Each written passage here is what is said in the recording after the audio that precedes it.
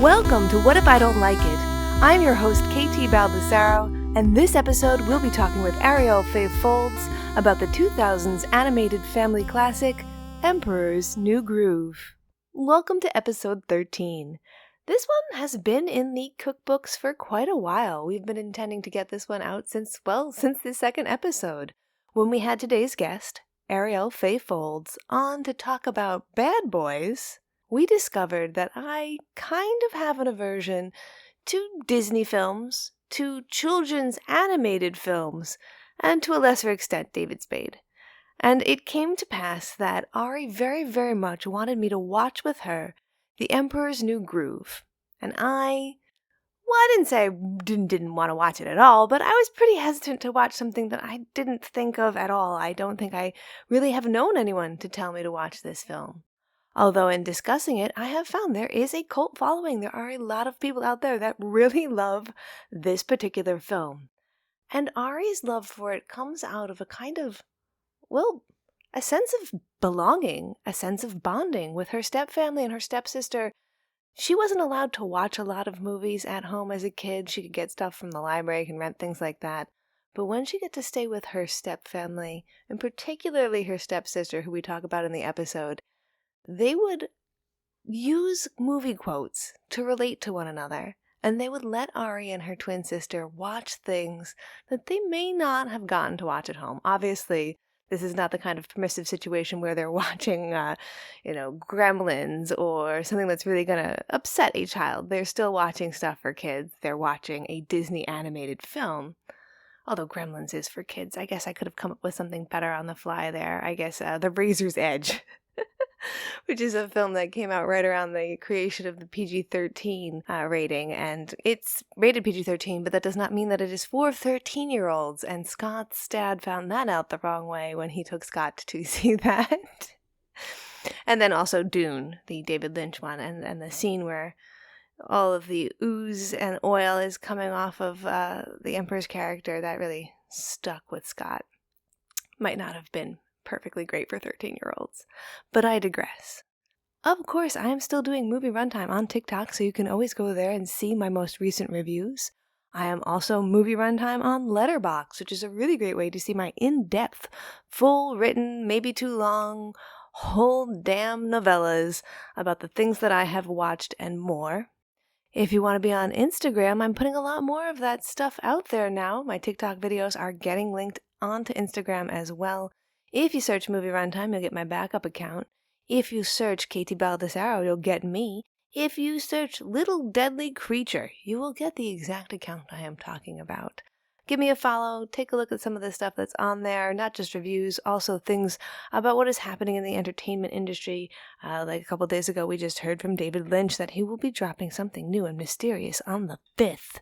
Who knows what, but it's for our eyes and our ears, not our mouths, and don't you dare touch it. And I will have a film coming out at the next 23rd round of the Just Scare Me Film Festival, or Just Scare Me Collective. And that happens out in Blast from the Past, which is a comic book shop in Burbank, California. If you go to their website, look at the liner notes. Following me on TikTok will get you a lot of this kind of information if you want to see how to see it when it comes out. After it's out there, I will definitely put it on TikTok, put it on YouTube. Hey, I'm Movie Runtime on YouTube as well. This is a short film. It's going to be under 6 minutes long, and it's called We Have Ghosts at Home. It is my first swing at some comedy horror, and I shot it, pretty much head cook and bottle washer myself with a little help from my husband Scott, who will be on next episode. We're going to talk about the film Ice Pirates, which is a very strange film. And if you haven't seen it, well, you might want to brush up before we delve in. So I wanted to share in that kind of bonding that you do have with Disney movies, even though I do think the Disney Corporation is kind of reprehensible. What they've done to copyright, what they do to their artists, what they do on a whole, their endless consumer capitalism makes me pretty upset. And we do talk about that in our episode. But if I can set that aside and look at what these films mean to the people who watch them and love them, and how they share them with everyone in their lives, I can really see why a film like this deserves to exist, as if films need to deserve to exist, but I can really see why this is a film that people are going to want to stand up and say, like, no, I enjoyed that. I know it sounds ridiculous. I know it has David Spade playing a little brat in it, but it's enjoyable. It's something you can watch and have a good time. I guess I'm kind of spoiling a little bit as to whether or not I enjoyed it. We'll talk about that in the back end, and many other strange facts, because this film did not have a straight birth by any means. There are a lot of dips, switches, and changeroos. So sit back and enjoy as we delve into this episode on The Emperor's New Groove.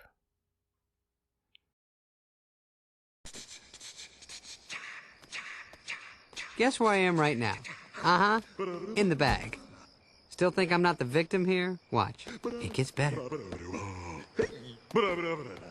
Oh, he's doing his own theme music?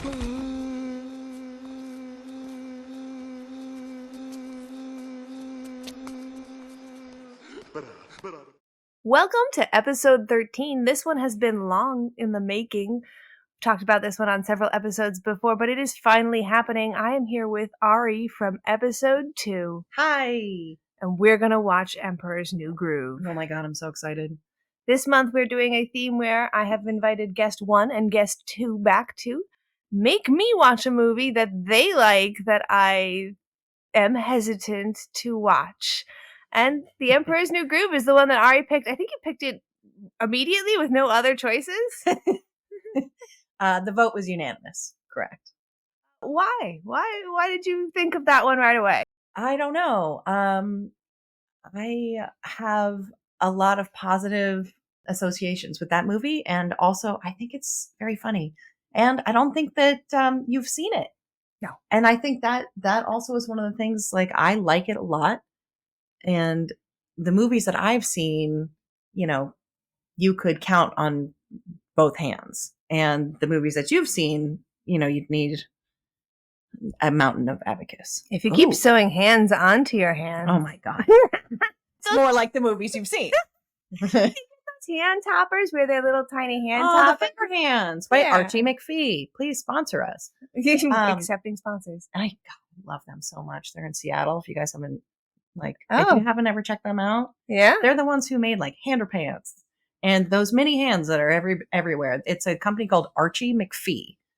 And they've been around forever. And it was like a goofy goods store, and they distributed nationwide. Now they're this huge brand, and I just love them. Shout out to Archie McPhee. Yes, because if our guests don't know, you have a long-standing history in toy buying. I do. Yeah. Yep. I like how official that sounds, but really, I'm just irresponsible with money. It is a very, well, I give you the professional title of toy buyer, and that's because, that's what you do. It's a job. Yeah, capital T, capital B. Well, they said lean into, if you do what you love. You never work. That's right. Then you'll learn to hate what you work. Exactly. Then you'll never get paid enough. Yes. So I overall feel like movies are great entertainment, and I don't necessarily need to be taught a lesson, but every Disney movie loves a lesson. I'm not in particular a Disney fan. I'll be honest, I don't really love Disney movies. I'm not one of those people who's like ever gonna go to Disneyland. I also hate amusement parks. Yeah. So I'm sorry that might be a divisive hot take. Yeah, exactly. Sorry everyone, but there's history behind it. I'll tell you some other time. And I just, in general, I didn't grow up with a ton of Disney movies, but the Disney movies I did see really made an impact. I'd also like to shout out to my stepsister, Amy Danger Warren, who is now called Amy Danger Bodie. And she really influenced why I love movies like this, because she learned every freaking line of The Lion King and every single line of Beauty and the Beast. And she could recite them like verbatim, word for word, the entire way through. And the passion that she showed for that. And I also, I don't think she realized how theatrical that really was for me personally. And like also going on to become an actor and like loving doing stuff like that. Like it's so deeply ingrained in me that these can be silly movies, but also like deeply emotional. Yeah. Oh, You know? absolutely. This is not one of those movies. This is a movie where I feel like you don't really have to learn anything because it is literally laid out. It is very plain. It's an hour and a half of David Spade and the guy who's the guy who played Putty. Oh God. And and I've been in movies with him. This is embarrassing. Stop, really? The guy, Patrick Warburton. There you go. Patrick Warburton. Yes, I There it did. is. I did Ted 2. I did the wedding scene. Patrick Warburton was there doing a lot of dancing, along with double forget. I have to edit this out. You are so cool, though. Who is the guy who played Worf in Star Trek? That's the one that I was interested in. Yes, Michael Dorn. So Michael Dorn and Patrick Warburton were both there playing themselves, but in a heightened. Oh, that's so funny. And so the two of them had these like biddies on their arms, and they were dancing with them the whole time. And that was that shot for multiple days. Oh my God, that shot! Yeah. That is so funny. Well, here you go. Here's a perfect crossover. Yeah, no, he's got a voice for days. Yeah, absolutely. Well, and David Spade was very on vogue when this came out. And that's a weird sentence. Yeah, I know. And I feel very, old. But I also feel like Eartha Kitt being in this is a huge pull for me. John Goodman is a major character, and I love him. So I want to move forward, and I also want to, I had to pin something while you were talking. Yeah. Amy Danger, and she didn't get involved in, any kind of motorcycle, X Games, circus. She doesn't eat fire on the weekends. I confirm or deny.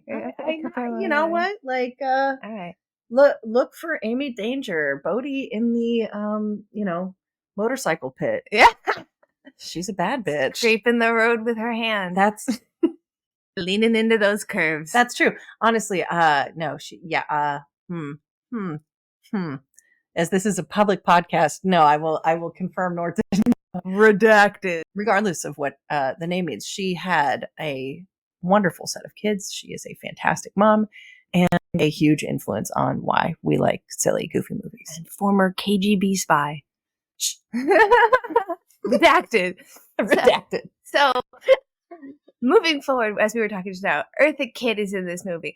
And I will admit that when you pitched this movie to me, I knew only that David Spade was in it. Right. I think I may have vaguely known Patrick Warburton was doing so many voices at the time. I think he was doing Cat and Dog.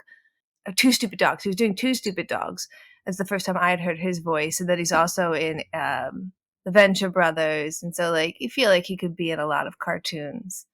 But I didn't know that Eartha Kitt was in it. And you had said so all I really knew was that David Spade was in it, and that at some point in the movie he is turned into a llama with the posit that it will teach him some sort of moral lesson about himself, yes. Probably to be less of a shit because they hired David Spade. Exactly. And then that's it. I did not know there was singing.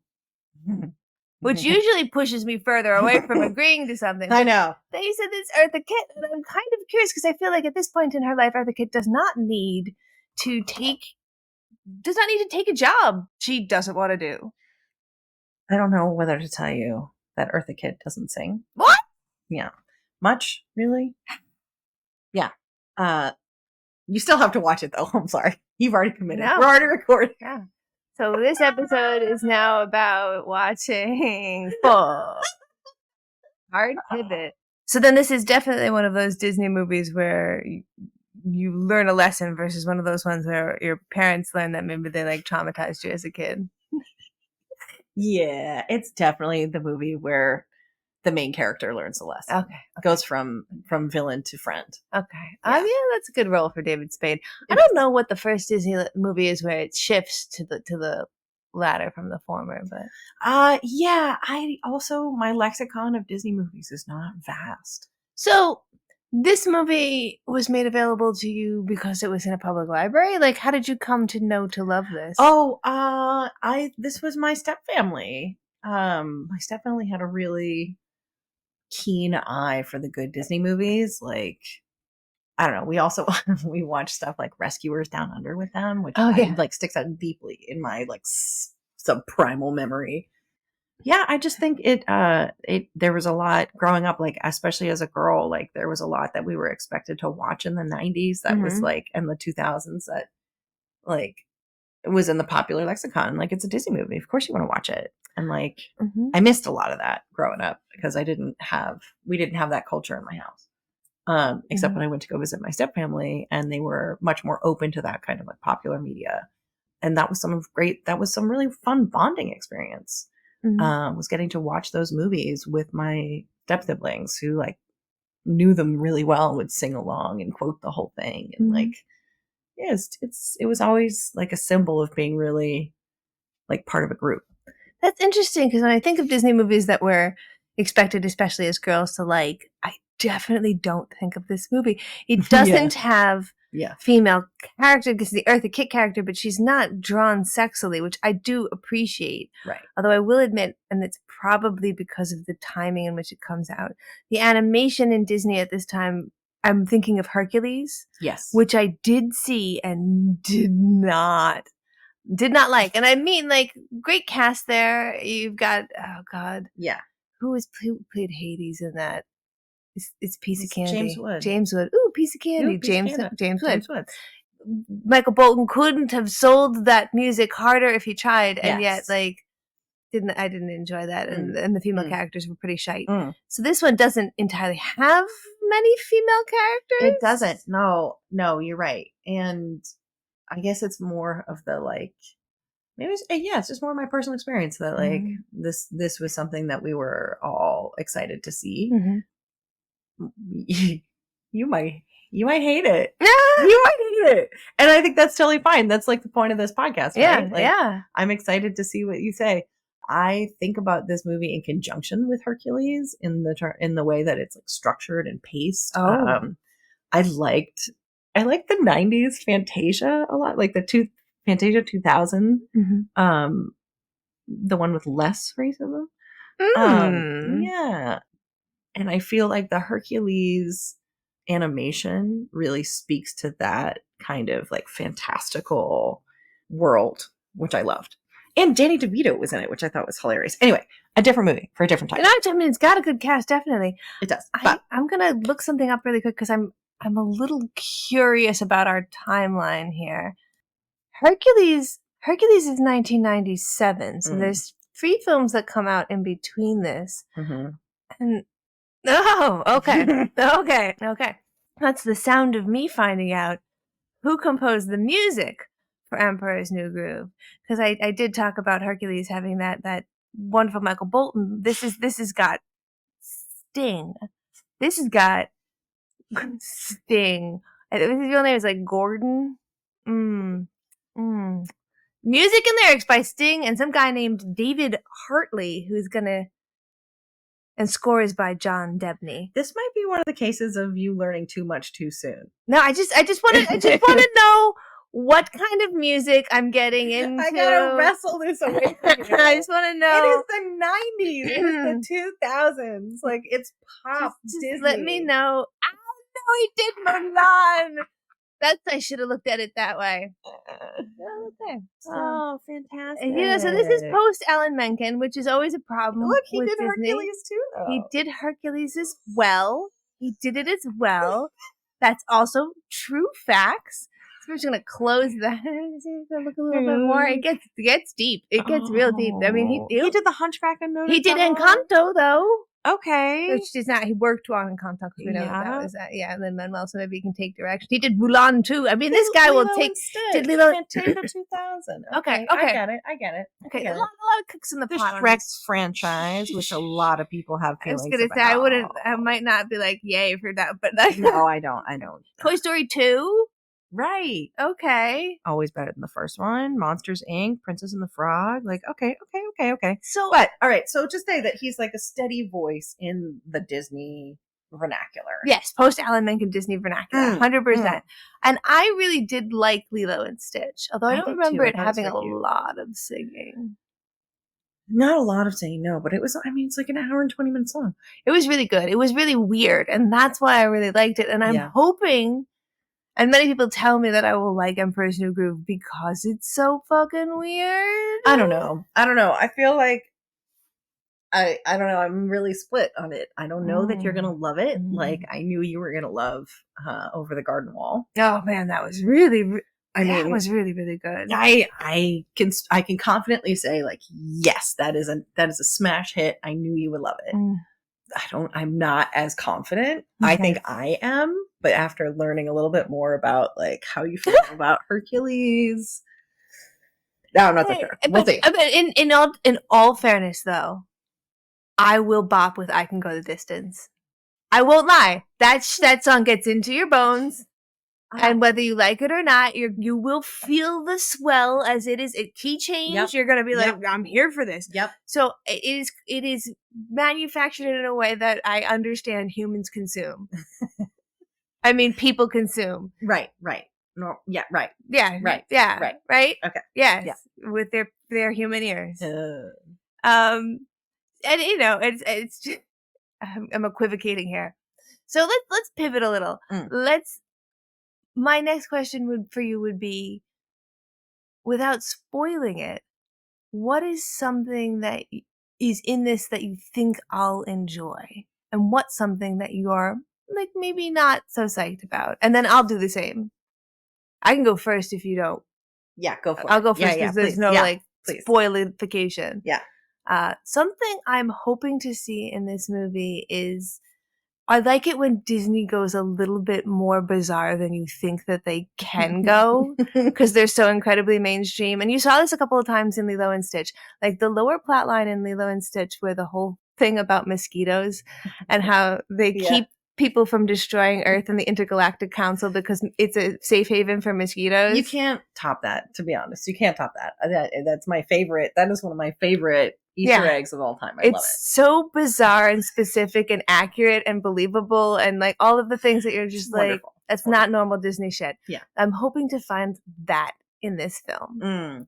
I am worried that I will have to fugue out of my body while someone is singing. And I'll just stare into the distance and I'll come back in a little bit. I think you will like some of the humor. I also think that you might not like some of the music. That's a low bar. We'll see. I don't like singing. Yeah. Well, in particular, like long drawn out ballads, which I don't think this one has really, but it does have some introspective moments because of course there has to be plot and character development, quote unquote. Let's all remind ourselves though that, you know, some of us watching have the attention span of a child. And I personally could pay attention to large swaths of this movie. Whoa. Okay. That says a lot. That says a lot. Well, it's also made for children. My follow-up question is, does David Spade sing? No. Oh, thank God. Okay. That I should have, you know what? I should have been more specific with my fugue out. I am worried that David Spade will sing. No. It's more of like if anything, like a talk in rhythm. Like they were like rap, and he was like, I can't, and they were like, we know, let's just change it. So I think it's not. I don't remember any of the songs, and I think none of the songs have become famous for a reason. Sometimes our brain will not let us remember trauma. Yeah, and I mean the songs are there for plot development and to make the plot go along a little faster. And if you think about it that way. Like, it's a way of expressing emotion to children that they can understand. And some of us, like me, also need that. You need that explained to you sometimes. Absolutely. Like, that's a very helpful device to keep these movies from being 3 hours long. Oh my God. And it's far more excusable than, say, like the rap talk that's in Secret of the Ooze, Teenage Mutant Ninja Turtles. Don't you dare badmouth Secret of the Ooze, Teenage Mutant Ninja Turtles. How? I will flip this table over. Listeners, beware. No, just you kidding. can send your letters to P.O. Box. No. The Words and Pictures Museum, R.I.P. to Massachusetts. The Eric Carle Museum. Oh, also, no, those people are so nice. Smith College. Also Smith, yeah. Yeah, send it to Smith. Tell him how much you need the Ninja Turtles back. Yeah, 100%. Yeah, they're responsible. They're also responsible for us, so they can take a little flack. I paid my bills. I paid my dime. I feel like we should stop recording, but also like, guys, don't tell anybody. I definitely go into the greenhouse and I clip leaves off the succulents. I take I have some fucking rootings right now that are so cool. I cannot wait to see where are going, because you know what? I paid my bills. I'll have to edit that out. She's gonna blow up your spot. I'm never gonna say anything. I'm just gonna. Listen. Don't rat me out. If we rat you out, I know every one of you followers. we'll trace the views. Just kidding. It's probably my mom's. Fine. It's Linda. It's definitely Linda, who literally made me do it. Hand me the scissors. It's like Beats. So is Linda. I thought we could get through one episode without talking about her, but no. No. We can also edit this out. It's fine. Just cut it right out. Story of my life. All right. So, John Goodman's character, Chicha, is pictured pregnant. And she, according to the DVD commentary, this is the first Disney animated feature to show a pregnant woman. And one of the first human mothers not to be villainized or killed. Wait. I'm sorry. Did you say John Goodman's character is pregnant? His wife. Okay. His wife. Her name is Chicha. His name is Pacha. Yeah. Pacha's wife, Chicha. Okay. Yeah. Okay. Pacha's name means earth in the Incan language. Oh, Cusco. He was named after the ancient capital of the Incas, which is just spelled a slightly different way with a C instead of a K.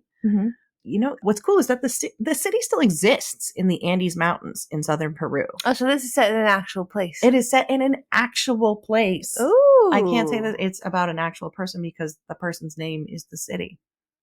Oh. Right. That is really interesting about John Goodman's wife character, that the first time that they've shown a pregnant woman in Disney, and it's 2000. That's quite a while. One of the first human mothers not to be villainized or killed is what it said. Ooh. Right? Ooh. I know. Weird. Yeah. That says a lot, I think, about how women are viewed. She does spend the entire time barefoot and in the kitchen. But she is very tricky and very smart. So I don't know. It's definitely something to keep an eye out. Oh, I'm reading right here that Owen Wilson was originally going to be the voice of Pacha, but they ended up with John Goodman. Both would have been good, I think. It's a much different definitely age. Different. And yeah. Much different age. Yeah, definitely. Patrick Wilburn improvised his little theme song. Oh? And you'll hear it. Yeah, it's cute.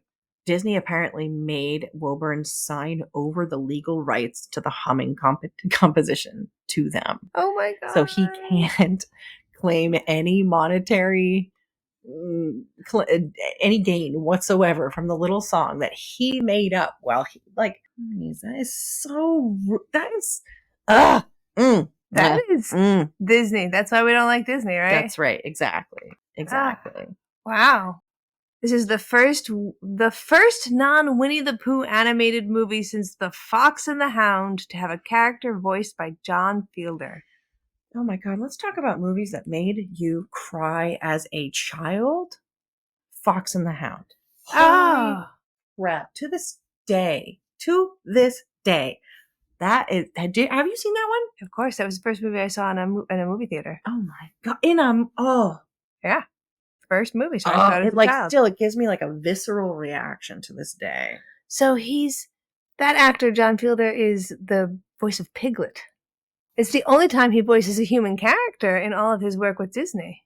But yes, The Fox and the Hound, I've seen. That is a child's requiem for a dream. Yes. Oh, God. You see it once, you're good. Yeah, exactly. Okay.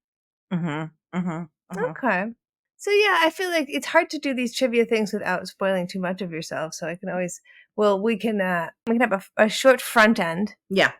We'll watch the movie. Then we'll do like a trivia section and a response. Let's do it. All right. So we'll cut it here. Bye. Pull the lever, Crunk. Wrong lever! Huh? Why do we even have that lever? We are back from the break, having just watched The Emperor's New Groove. Or should I say Kingdom of the Sun or Kingdom in the Sun. We've also taken a little bit of time to look at some trivia about the movie, get some background to bring out for people right now. Yeah. Yeah. We are alluding to the fact that this movie had a very interesting and tumultuous birth and was not always called The Emperor's New Groove, which, having pointed it out, yes, that title does not make sense. No. Although, until we looked at the title, it didn't have to make sense to me. This is a Bad Boys 2 situation. Oh, yeah, here we are again. Let me refer you to episode 2, where I did not realize there was a Bad Boys 1 because the name just that was just the name of the movie. Bad Boys as well. Add Bad Boys as well. Yeah, exactly. So, and The Emperor's New Groove. Like, all right, I don't really need to know more about the plot. Because honestly, if you tell me the plot, you can summarize it in 4 words. Apparently now, not when they had the problem of trying to start this movie. Yeah, I think that was really interesting. Yeah, they could not create an elevator pitch. They said at one point in time they were trying to pitch the movie and it took over an hour of trying to explain what the movie was about. And well, spoiler alerts, the original movie was basically a retelling of The Prince and the Pauper by Mark Twain. And they were going to have like 2 identical characters. Mm-hmm. One the prince and the other one would have been the Pacha character. Right. Who was originally supposed to be Owen Wilson. And that would have made way more sense. Because I was thinking like Owen Wilson and John Goodman, one's fatherly, one's not. That doesn't make... Right. Watching what we watched, I kept thinking, wow, John Goodman is the only choice for this character. Really great voice acting. If this was Owen Wilson, it wouldn't come off right. Well, it would just be a totally different movie. Yeah, it would, and it was a totally different movie. So in that movie, the prince decides to switch place with Pacha because he wants to, obviously, the same thing as in the original story. Except compounded onto that, there's still the Yzma character. Right. Who we found out their character design was done by the same person who did the character design for Gaston in Beauty and the Beast. And then also Scar from Lion King. Lion King, yep. Yeah. And you can kind of see like the fabulous eyebrows on Scar and the fabulous eyebrows on Yzma. Mm-hmm. And how they have the same kind of like angular fierceness. And languidity, like when they walk around, they're very swooshy. I mean, that's kind of like a cat, so then you wind up with an Eartha Kitt sort of situation. Also, if you overlay Cruella de Vil and Yzma, it's very obvious that they're going for some sort of like overly thin and old women have some sort of evil nature to them. Who wear like oversized clothing, like high fashion. And very thin with lots of makeup equals evil. Yeah. In the Disney universe. Yeah. And that's a tough stereotype to look at in this day and age. It's definitely part fashion though, because they also let Ursula, who is big, has the same sort of vibes as both of those ladies. There's a point where she cracks open that like crawdad and does her lipstick with it. Oh my God, burned into my bones. Oh, I've always been disappointed that my lipstick doesn't go on like that. Like, I'm not gonna lie, that was one of the lies of my childhood, was that you could create lipstick from a muscle like that, which I tried. Nope. No, it was horrible. I knew I was straight. Please edit that out. Hilarious. 0 of 10. Do not.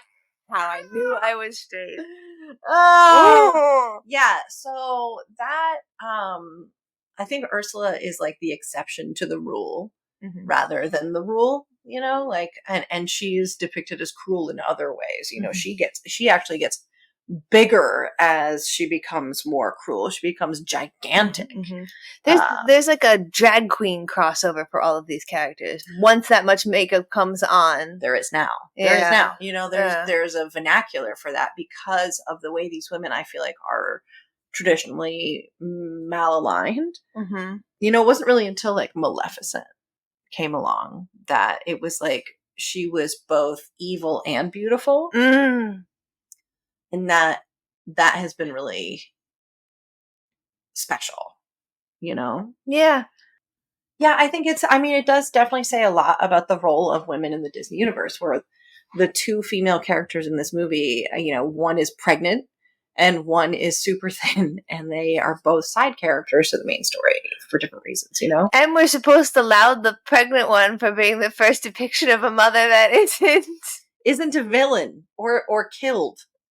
Yeah, the first human mother, one of the first human mothers who isn't depicted as a villain or murdered or killed in some way. In some way. So yeah. So like I said when we started there, I didn't think of this as a particularly feminine, like a movie that little girls are going to come to, because there's not very much to grab onto. There's one more female character, which is the daughter, the little pig-headed daughter, the little pig-tailed daughter, not pig-headed daughter. And we will, here's a tangent for us to both admit that, like, why did they write children like that? I think in the early 2000s, it was very easy to write children as obnoxious because of the other popular vernacular that's going on with children's media. Like, there was a lot, like Beavis and Butthead was going on. Very true. And there was a lot of, like, South Park was just coming up, that Tom Green was going, like, all the worst, annoying, like, Roseanne, obnoxious kind of humor was blossoming. And you could really see it in blessedly small amounts in this movie, I think, for what it could be. Oh, yeah, yeah. The back and forth of, like, nuh-uh, yaha, nuh-uh, yaha. And I'm like, oh, wow. It gives kids something to repeat later. Yes, but you did very aptly say while it was happening, because there was at least one scene where we both were like, why is this scene here? It has no effect on the story. It feels very abruptly like we're just changed out of it. Right. But it does give children a chance to stop and feel like little parrots, like little birds that have had a mirror placed in front of them. And they're like, those are kids and I'm a kid. And that is, yay. Right. I get to reinvest in the story now because I see myself. Exactly. And then the very next scene, they do an emotional moment. So you're supposed to pay attention. And it's almost like a snap, like, let's pay attention here, kids. Here we go. Here's the lesson. Pay attention. Are you ready? 1, 2, 3. Here's the next scene, and it's about the lesson. Yeah, jingling keys. That's, Disney movies are babysitters. Definitely, especially at this time period. Of course. But so tracing back to the story of Kingdom of the Sun, Yzma is supposed to be in it. We've got the two characters that are supposed to change. Kronk? Kronk is not in it. Oh. Instead, what we get is an incredibly sensitive and thoughtful interpretation of the Incan culture through the cartoon, I guess, like giant hieroglyphic head voiced by Harvey Fierstein. So, as you can tell, I'm being sarcastic. None of those things are true except for the fact that there was a, like, Incan head with, like, little feet that was, like, the sidekick, and it was Harvey Fierstein. Yeah. I think that's, like, the cow and chicken kind of thing of, like, the side. There's also, like, the little guys on Kronk's shoulders. Like, there is a big thing at Disney with, like, the offbeat little sidekick. Oh, yeah. And Hercules, Danny DeVito, like we were just saying. Yeah. Mulan, the Eddie Murphy character. The little dragon that seems incredibly anachronistic, but is also supposed to be deeply within the culture. Right. That was So that's 97. This film actually goes into production in 97 under Kingdom of the Sun. On all the things. Actually, no, Mulan is 96 because Hercules is 97. Right. Which is, again, why we start to feel this sort of, like, it's the same sort of animation. It's the same sort of everything. It's going into production, but it's such a shit show.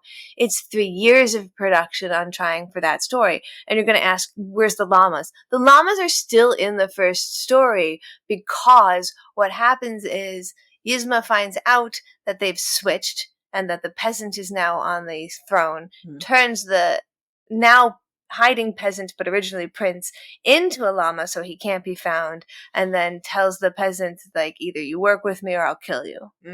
And that's kind of the story. It was also a musical. Big M musical. Which makes sense if you're going to cast Eartha Kitt.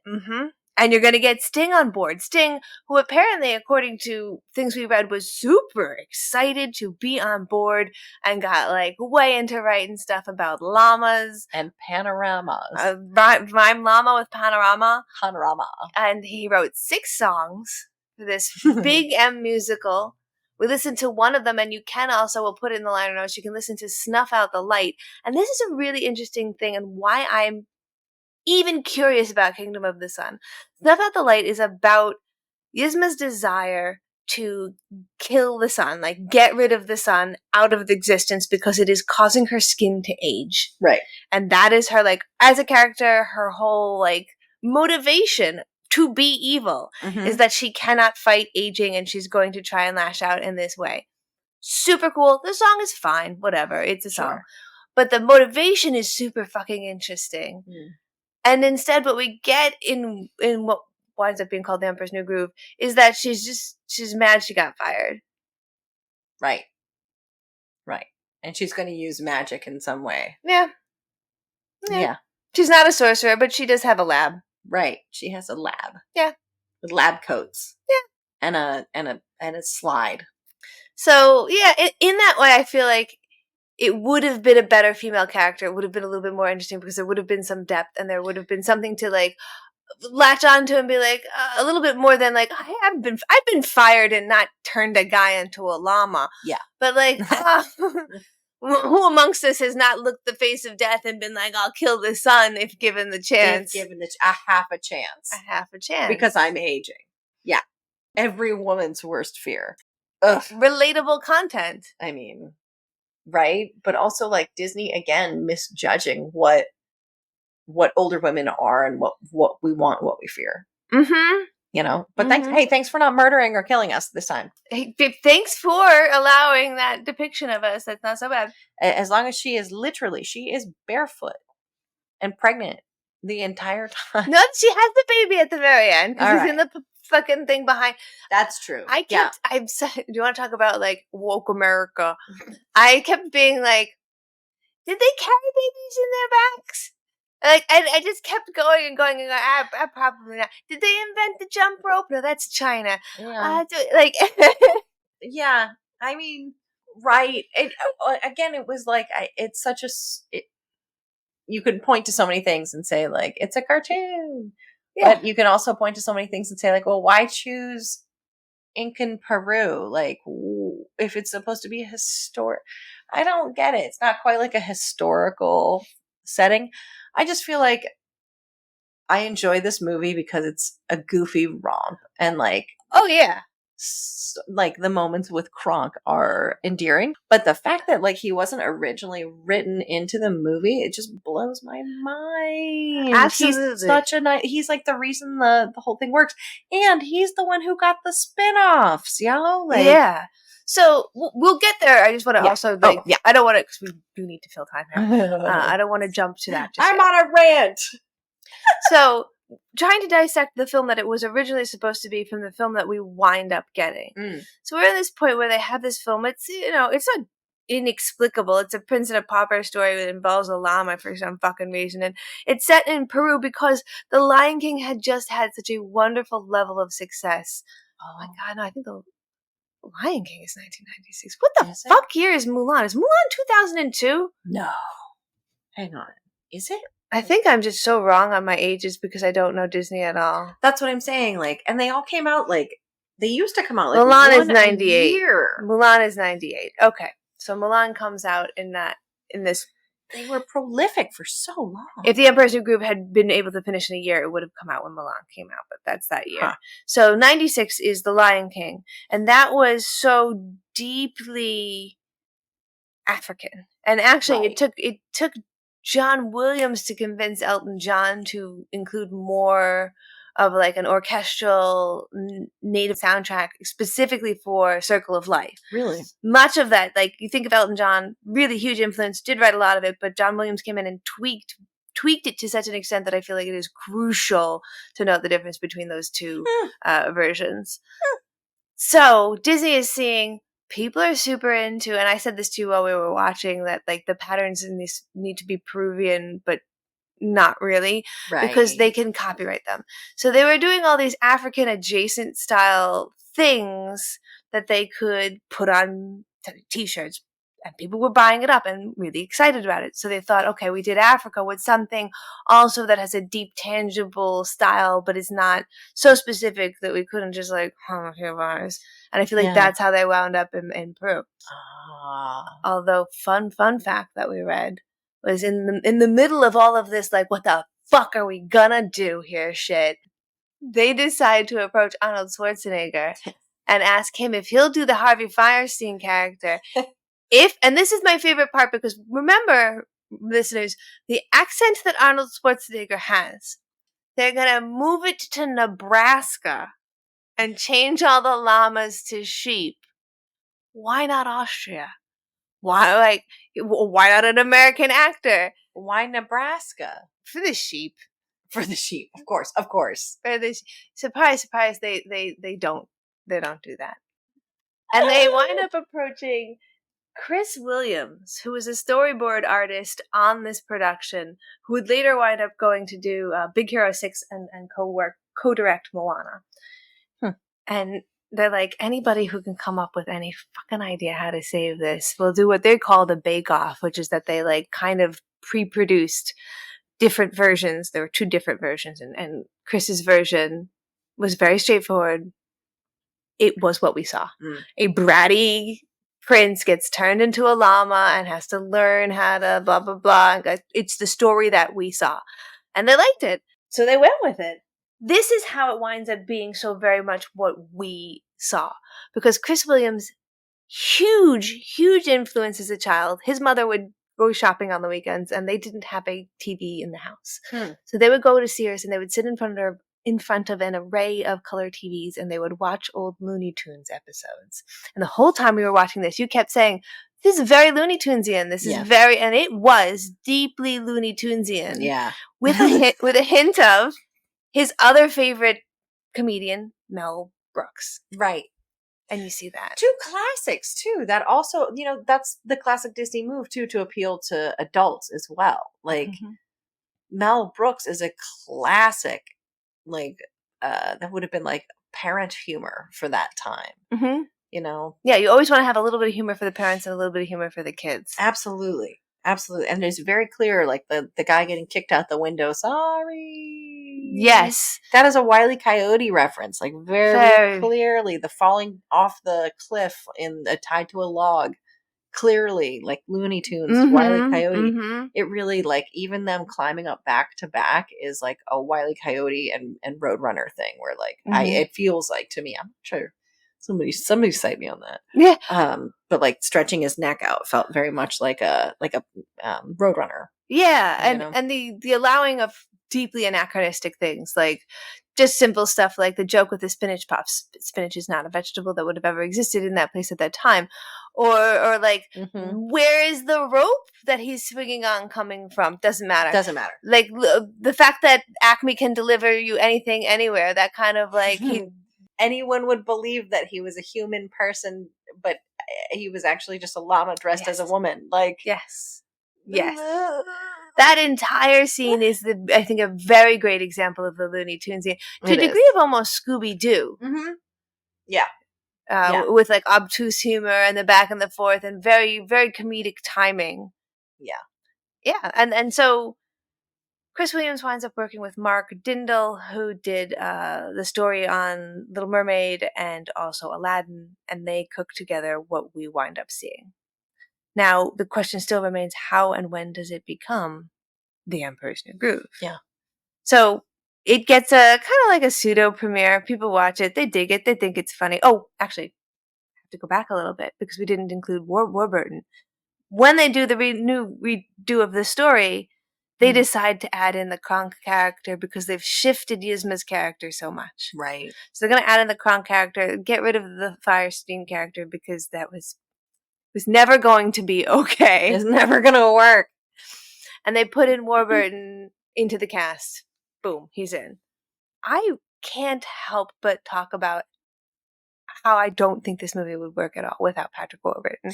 No, in fact, no, I would say you're absolutely right. He carries so much of the humor, and the way he delivers the lines are what, he and Eartha Kitt, I think, make it memorable. Nobody remembers this movie for David Spade. No. Sorry, Mr. Spade. Sorry, Mr. Spade. And also the lines are not just like, it's not just the fact that he's saying it in his classic, deadpan voice. It feels like some of the lines are improvised by him himself. Right? Like the decision to make the noise of falling down the stairs and saying the parts of his body that are being hit as he falls, that could not have been written. I refuse to believe that. I love it. As I deliver my Moira Rose voice, that could not have been written. That is not how it was written. I could not believe it. And so, without Patrick, to think that A, this movie was so different, and B, that it did not include him is astounding, because the lines where he's doing the like squeak squeak squeak squeaking, like it's so stupid, but his deadpan and his commitment to the joke is so impressive. I'll also note that joke shows up in The Magic of Threes. Yes. It's cute the first time. It's sort of funny the first time.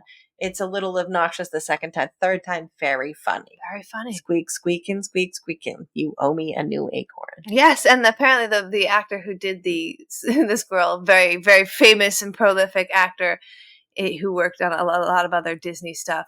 Also, the guy who got thrown out the window, that's the voice of Piglet. Ugh. And that's the only time he ever works for Disney as a human being. That's amazing. Like the character's human being. That's amazing. And that's why I think it's so, because you were saying, like, immediately your voice gets very soft. Like, this poor little guy. And I'm like, this is just a little old guy. And then you hear the voice and it's Piglet adjacent, so it's not straight Piglet. Yeah. But you do have this, like, why'd you throw Piglet out the window? Yeah, and then at the end he says, it's not the last time I'll be thrown out. It's not the first time I'm thrown out the window. It won't be the last. I'm a rebel. I've always just thought, like, oh my God, you are a rebel, sir. More power to you, you old wizard king. Like, get it. Defenestration. I also love, if we're going to talk about, like, absolutely minor characters, I love in the beginning, there's a little peasant who's there to like beg for food for his family. And he has nothing but like giant cheeks on his face. And he gets dragged away, but his little cheeks keep bouncing as he gets dragged. And I've always thought, like, man, that's one of the cutest animations I have ever seen. He just looks so cute. It's almost like Rescuers Down Under. Oh, cheeksy cheeks. Cheeksy cheeks. Yeah, it's so much. It's like cheeks upon cheeks. Like, damn, Disney really knows how to make something cute. Fucking A. In both like an ironic and a non-ironic way. Like that little old man, that little guy getting dragged away, he's so cute. Oh my God. But then in the same breath, the like llama crying in the rain with like a Bambi sort of face. Yeah. That's also a little human with his lips stuck out saying like, I'm just a poor sad llama. I mean, llamas have such big eyes, so that's definitely a great choice for an animal you want to have emote. 100%. It is kind of interesting, though, that this is two examples of little old men in the movie that are very like, oh, cute. And then Disney does old women, and we're like, ooh, evil. She's the evilest thing in the... How do they keep describing Yzma? Scary beyond all... Yes, scary beyond all belief. Scary beyond all belief. And I think I turned to you and I said, that's how I aspire to be described upon leaving a room. Indeed. And she has such wicked fashion sense. Like, 100 out of 100, I would cosplay Yzma. Oh my God. Actually, I think I would make a great Kronk and you would make an amazing Yzma. Okay, we could do it. We could do that. Absolutely. I really think so.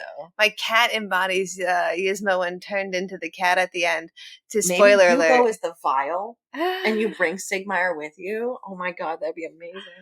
I do love that delivery. The delivery on the line, they're like, this is my voice. Is that my voice? Is that my voice? Is that my voice? Like they must have given Eartha Kitt helium. Yes. You know? Yeah. It's the only way that would have, and the bow to her as Catwoman. Oh, yes. You know, with that one, they could have turned her into anything. Why, Kitten, it was obviously, I think, perfect. You know, how fantastic. Absolutely. And then, of course, and like just to go to the Looney Tunes, Acme can bring you anything, anywhere. And then Trampoline. And what I really love about the trampoline, so there's the joke of having the trampoline at the bottom for her to fall onto. But then there's this second joke, and this is what I really like about the humor of this movie, is it's at one point obtuse and then also just direct at you. Yeah. Because the character goes, well, you could have told me that before I set the whole thing up. Like, they point out how not only if you deliver it, you still need, like... I also, there's several moments in this movie where they break the fourth wall. Yes. And that, you know, like, by all accounts, we shouldn't have made it here before you. It doesn't make sense. And, like, and nodding to the fact that, like, yeah, he just swung on a rope out of nowhere. There are no spinach puffs, you know? Like, of course, the short order cook wouldn't try to, you know, come over to your table and throw confetti and go, Mazel tov. And that, like, she does a perfect, it's the same, like... Lady in Monsters, Inc. Yes, exactly. That's 100% what I was thinking Yeah. of. And John Goodman also does a voice in Monsters, Inc. That's why I was thinking about it so Perfect specifically. crossover. Yes. Yeah, I only wish that they had a little more consistency with the breaking of the fourth wall, because it felt like they did it a lot at the beginning and then it sort of peters away at the end. You're supposed to be drawn in. But yeah, no, I would have liked to return to one more solid break of the fourth wall in the concluding act. I agree. Although they do bring us back when he's in the water and they're like, here we are again. So I guess that would be when you could stop breaking the fourth wall entirely. As first we're talking about structure. Although this thing has been so cut apart and pasted back together that it's impressive that it maintains anything at all. 100%. You know, and if to switch between diegetic and non-diegetic narration and like whether or not it's actually going to be something that you can follow. Do we hear from the narrator again was probably the last thing on their minds rather than just like, you know. And that's always the plot. That's always my like number one pet peeve is like, did you fucking introduce a narrator to never use them again? Never once. Fucking A. You could just do exposition like a real story writer, or I guess you could fix this in post. Tell me what you really think. So, anyway. Black screen with white writing. Exactly. And a long, long time ago in a galaxy far away. So we're here with this poster. We've got Patrick Warburton. We've got the script that we see. People have watched the movie and they're like, okay, 'tis funny. And it's supposed to be released on Thanksgiving, which is a really good release date for animated films in this time period. It's 2000. For sure. We had nothing else to do then. Kingdom in the Sun instead of the Sun, because Kingdom of the Sun really does remind me of... isn't that already the name of a movie? Isn't it like a samurai movie? It's a movie about it's got Christian Bale in it, and he gets left behind in China. To poorly describe this movie is Christian Bale as a child is an asshole, and he gets left behind in China, and he kind of deserves it. And the long and the short is maybe he kind of learns a lesson, but he probably really doesn't. And you know, it's a very, very good movie if you can stand children, and I can't. So I can't. No, I would pass on. There's a lot of bitching and moaning in this, and I get it. You're stuck in China. It sucks. You know, what was me? Empire of the Sun. If I had to bet my hat on something, I would say that some executive somewhere said Empire of the Sun, too close Kingdom of the Sun, and they're like Kingdom in the Sun, which, you know, once you remove the whole sun aspect for Yzma, it feels like why even include that in the title? But that's what it's supposed to be released as, and then for no apparent reason, it gets bumped to December 15th release, and the live-action sequel, 102 Dalmatians, is released in its release date. And who remembers that classic? Classic. Although we do get our Cruella de Vil on Thanksgiving, indeed, it makes no sense. So this is pushed back, which is never a good sign for a movie. And then it is given one of the most ineffective ad campaigns ever. It's down a leg because it doesn't have a female character, so it can't really work as the McDonald's action figures, which is a big tie-in that they usually do with Disney movies. Sure. You girl, boy side, which thank God they've gotten rid of that bullshit. Yeah. But it's given a really like super aggressive kind of like cool hype. And then they rename it The Emperor's New Groove, which I cannot understand, and maybe I'll do more research and be able to answer this question somewhere down the line. But the best you and I have come up with is that in 98, because it's still in production in 97, it doesn't come out till 2000, Stella Got Her Groove Back came out and was a huge It movie. was so big. Oh my God. And then people started saying everything got their groove back. Yeah. And something's groove. And, it was like it was like a fad that went through. So like the Emperor's New, and it does open with one of the Sting songs that they kept, which is sung by Tom Jones. As soon as it starts singing, you're like, either that is Tom Jones or somebody owes Tom Jones some money. And he sings that weird song. You did. You nailed it like immediately. Yeah, go that John Mulaney joke. Yeah. I'm always in the Salt and Pepper Diner listening. It's not unusual for me to be able to tell you it's Tom Jones. So, he's grooving, and it almost open. And that's why I will be honest. That's why I thought it was a musical. Is because it's called New Groove, and grooving usually involves music. That's it. And even I feel like that's exactly what Sting would have said. Yeah. When he found out that he was no longer needed for this production, and you're still going to call it The Emperor's New Groove, and you're not going to have any. It's not going to. All right, that's fine. Yeah. And also, but let's validate your fears from the beginning. Yeah. Is David Spade going to sing? Does everybody go to this movie thinking oh God, no. David Spade's if he's going to sing, I'm going to walk out. Or do they go thinking ooh, Eartha Kitt's in it. Is she going to sing? Well, because Eartha Kitt's in it, you're sure she's going to sing. Somebody's going to sing. And so you're if you buy the soundtrack. Can handle maybe dealing with David Spade singing. And the guy, the Piglet actor, gets thrown out the window because he messes up the Emperor's groove. So in the first 10 minutes, it feels like this is as much as New York City is a character in Sex and the City, the groove felt like it was going to be a character in this movie. 100%. 100%. And I thought it was going to be played by Tim Curry, and that would have been amazing. Dude. The groove. Played by Tim Curry. Look, we can still write this movie. It's our fanfic. Then we'll change the names. It becomes our own 50 Shades of Grey. I'm not opposed to that. You know what I mean? Send me over the draft. I'll look it over. Well, you'll give it a bump up. I'll give it a bump up. I will. I'll run it up the ladder. AKA me. So it gets released.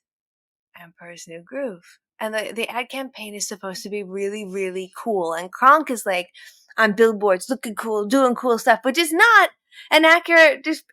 Why I love Kronk's character is because he is so very much in the world of dudism.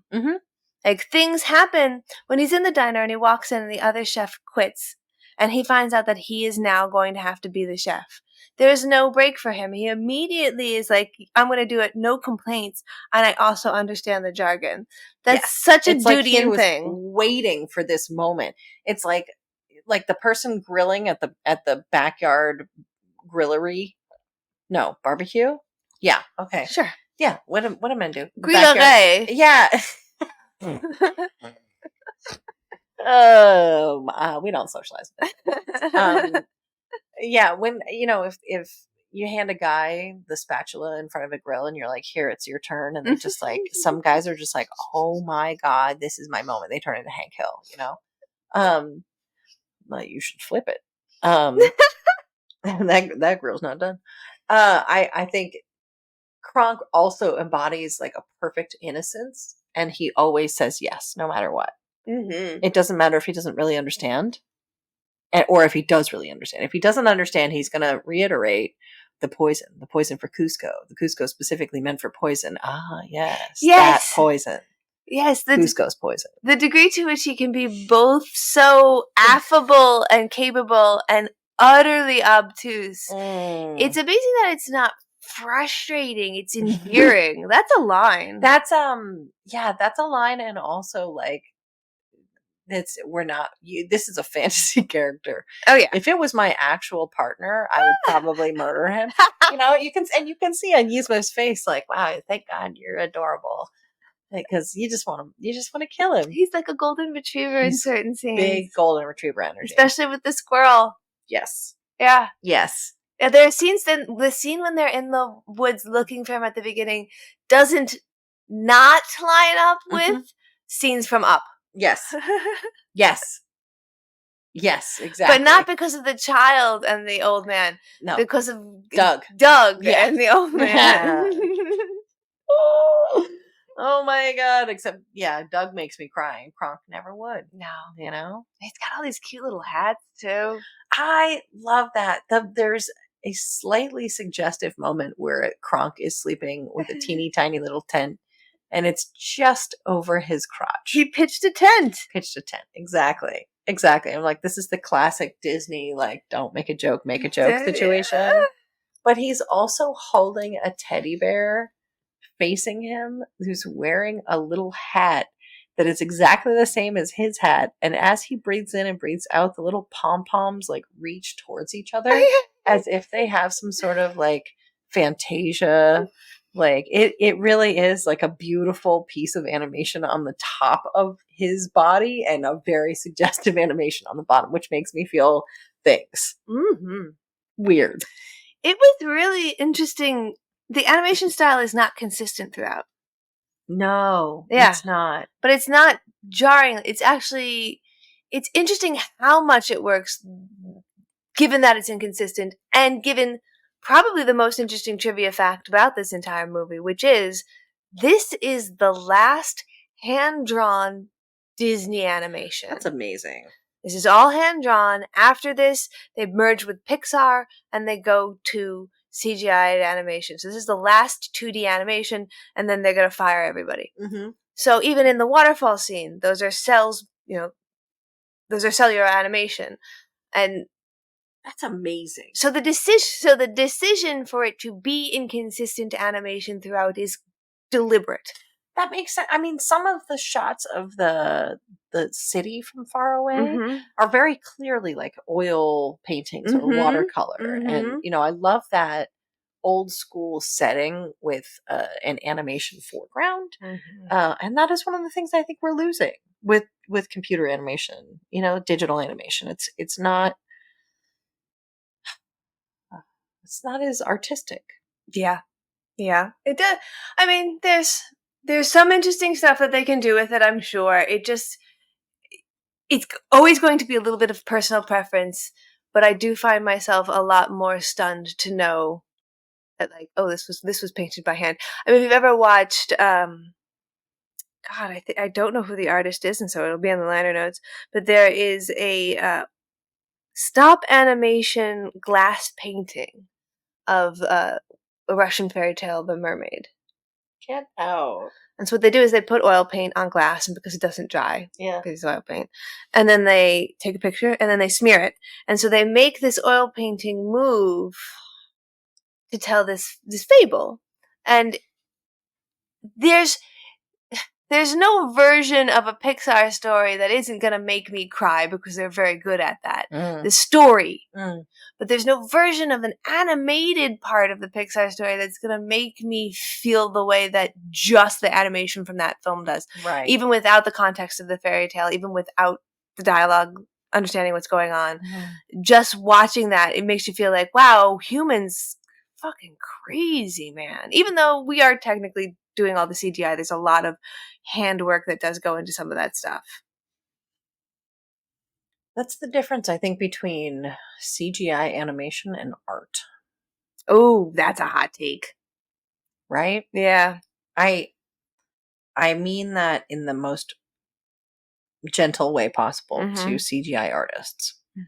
Because I feel like, I mean, there are no, aside from Aardman and sometimes Wes Anderson, there haven't been new stop motion animations done. But yeah, there are. You just haven't seen them because they've been in the horror genre. There you go. Oh no, yeah. Horror stop motion animation? Oh yeah, there's one that came out this year called Stop Motion, about a stop motion animator who struggles to control her demons after the loss of an overbearing mother.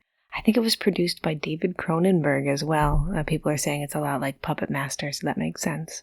On my list to watch, I will be watching it while I'm recovering from surgery. Okay. Oh my God. I'm not gonna watch it before. I'm not gonna watch it before I have surgery. It's Cronenberg. It's very well received. It's very artsy. It's very beautiful. I'm told everything about it is great, but it is a not you. Yeah. But yes, people are still making. Oh, and this is a fun fact from earlier this week, 2012, the shortest film ever nominated for an Oscar is Fresh Guacamole, which is a stop animation you've probably seen where that guy takes the pieces, like he takes a grenade, he cuts it open, it's actually guacamole bits. And like the pincushion, he dices it, and it turns into little dice. Yeah. That's a that's a nominated for an Oscar. Didn't win. Didn't win. No, but I see what you mean. I see what you mean. And perhaps my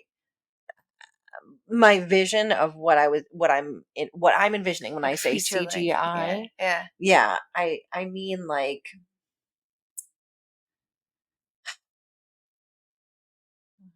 I guess I'm picturing like Baby Shark, like digitized animation that has no soul. Yeah. That has become wildly popular. Cocomelon, I think is probably what you're picturing. Yeah, also. And like, I don't know, I feel like it's become more and more acceptable to have things look more and more the same. Of course, yeah. And it's not just a fad, it's not just like a taste, it's like how things are being produced. It's how the art is actually being created that is shaping how the end aesthetic looks. And like, I don't know, all Marvel movies look the same to me now. Like everything looks the same. And maybe I'm doing the South Park, like everything sounds like shit. Well, right? Yeah. So someone pointed out an interesting theory on TikTok, which is that. Did I get you? No, if you got me, I got you. So the question was like, why has The Simpsons gone downhill so much in the last? We'll go with decade because it's been on for decades. Yeah. And it wound up being an answer that's a little bit larger. That, like, specifically with The Simpsons, when it first started, you had a group of writers who were taking life events, weird, nerdy trivia, things around them, pulling it together for an amalgam and writing a show that wound up being The Simpsons. Mm-hmm. Eventually, those people don't continue to work on the show, and new writers are hired on. The show becomes so popular and so part of the zeitgeist that in order to hire new writers on, you're hiring new writers to write within The Simpsons characters and world. You're not hiring them to do what the original writers did, which is draw from outside themselves. Right. And the Marvel universe is Marvel, and I feel like Star Wars are probably the worst for that right now. Sure. Where you can have a decent story, but you're going to have to jam it the fuck into this pre-existent world in order to get it even seen. And that's why it's such a copy of a copy of a copy, is because the people are making their art specifically to look like that in order to even be seen. Do you think this has to do with the commercialization of these franchises? Like, they're chasing what's profitable. Yes. And I saw this happen too with Bob's Burgers. Yes. That as soon as merchandise started showing up in stores with Bob's Burger stuff on it, the show started to cater towards like a quote unquote wider audience. Yeah. And the Great North is doing the same thing. Yep. Like, it's becoming edgier and edgier and losing more of its soul. The heart in the Great North is really gone this year, and I hope that they manage to falter but get themselves back together, because the show that young can get canceled like this. Yeah. Whereas like Bob's is not going to get canceled for having a dicey season. Right. Although Bob's is going a little bit sad, and I will always take a little bit sad over what the Great North is doing, which really seems to be catering to the exact opposite of its base audience. Correct. I agree. And I hope this is a mad grab to get people who don't usually watch it to watch it. Yeah. And become invested. But I also feel like it is devaluing everything it's come for. And that, that to bring it around, I feel like that started with the slide from the hand-drawn animation. Which is, you can't do that without having an artistic stake in it. And it's much quicker to production. You can produce less quality stuff. You can produce less quality art. Baby Shark. Yeah, it's just quicker to do. You don't have to hire as many really, really talented crew. And when you have, let's say there are X amount of people in the world who can even animate a Disney film, and you want to make X amount of Disney films. You're already hiring from your own pool. At a certain point, you can't make another Disney film because all the Disney artists, you have them working on Disney art already. If you're using a computer or you're hiring computer artists, you can kind of exponent that out a lot. Or use AI. We won't say that on this show. I know. You can bleep it. You can bleep it. And that's the problem with AI is you start to break it away and break it away and break it away.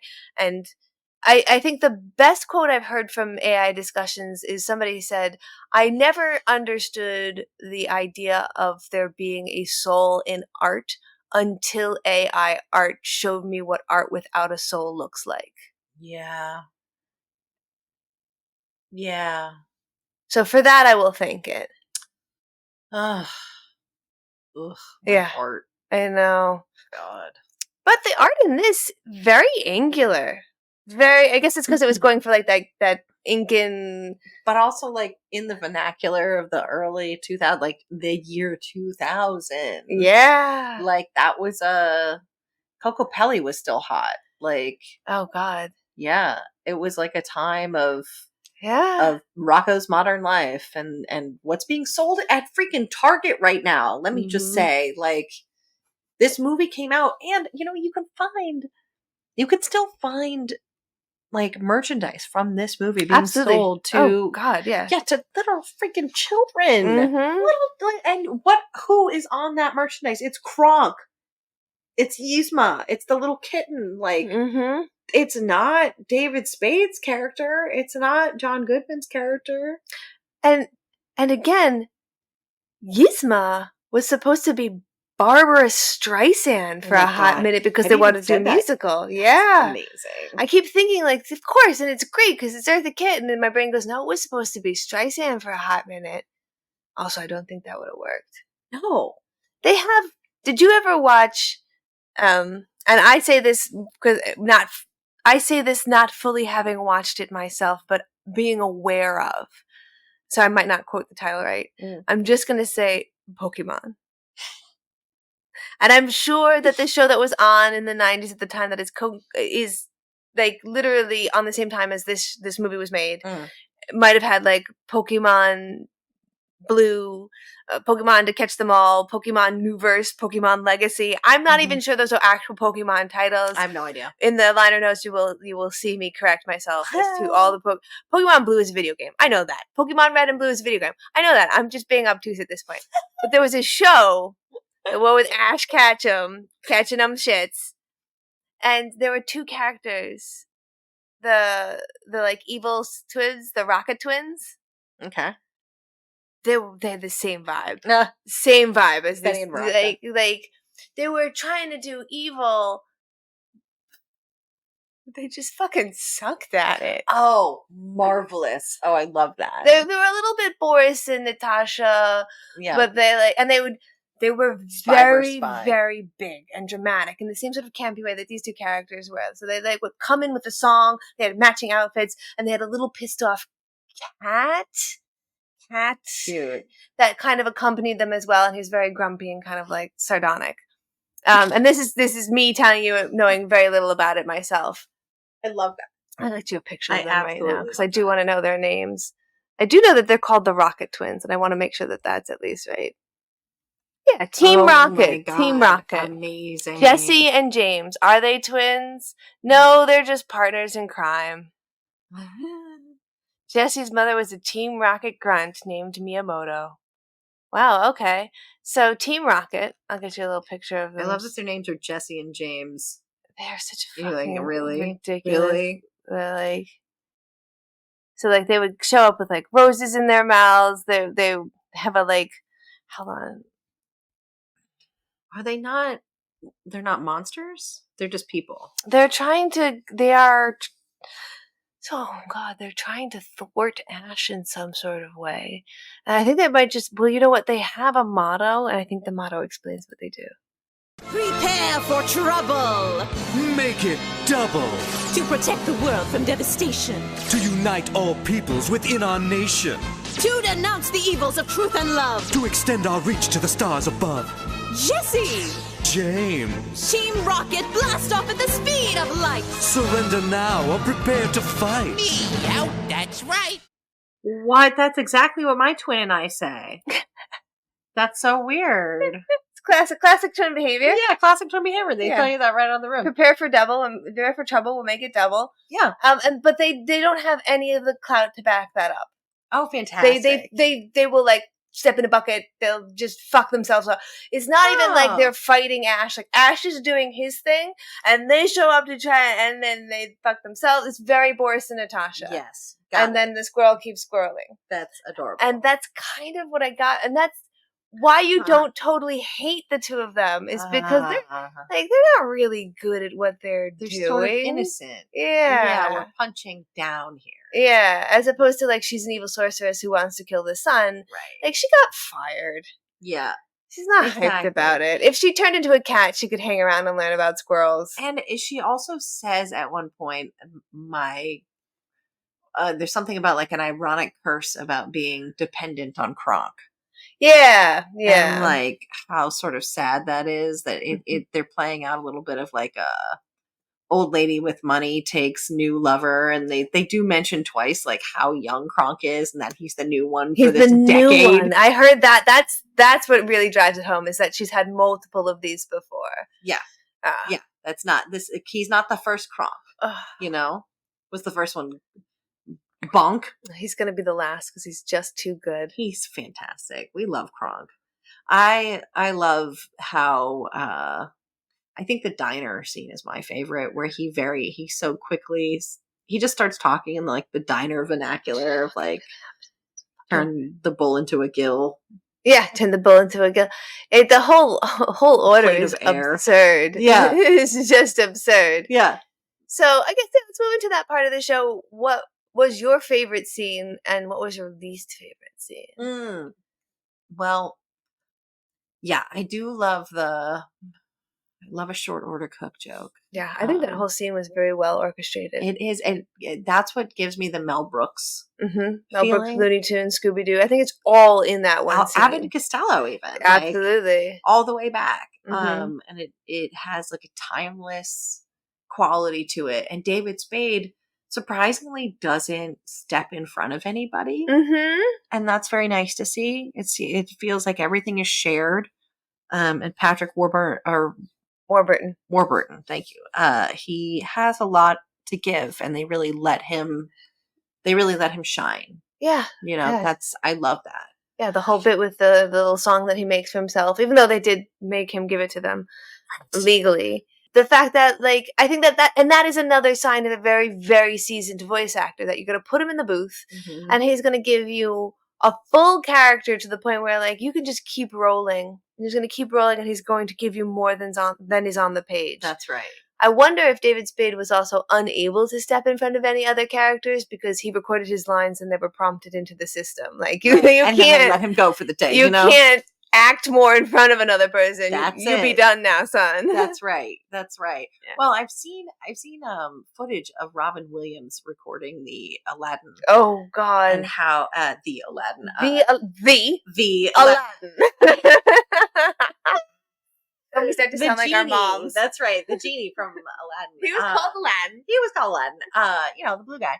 And he was, Robin Williams was ungovernable. He was not able to deliver the line straight. He couldn't do just the work. He was there for hours. It was very clear they were getting frustrated with him. And I can see, these are just different ways of working, but also like, I can see how they would have to just like cut David Spade off and be like, all right, you're done. Goodbye. You're done. Absolutely. Yeah, you're done. And at least that's in a voice booth. Yes. And I do know that can be unbelievably frustrating because I've been on set with people who want to ad-lib instead of learn the lines. My favorite example of that, and I feel like you have to cut them a little bit of slack, is I'm going to ask you a question where the answer is obviously no. Have you seen the 2000 Dungeons & Dragons Honor Among Thieves starring Jeremy Irons? No, I haven't. And Damon Wayans. No, you have not. Okay. I thought Jeremy Irons was a cooking brand. Who Jeremy Irons is? Oh God, yes, you know who Jeremy Irons is. If you don't recognize his face, I'll make him say something, and then you'll be like, "Oh, that's Jeremy Irons." Oh, that's Jeremy Irons. Oh, okay. Like, yeah, a very classic. Yes. This man is well too respected to have been, and he shows up for Dungeons and Dragons Honor Amongst Thieves, and he is.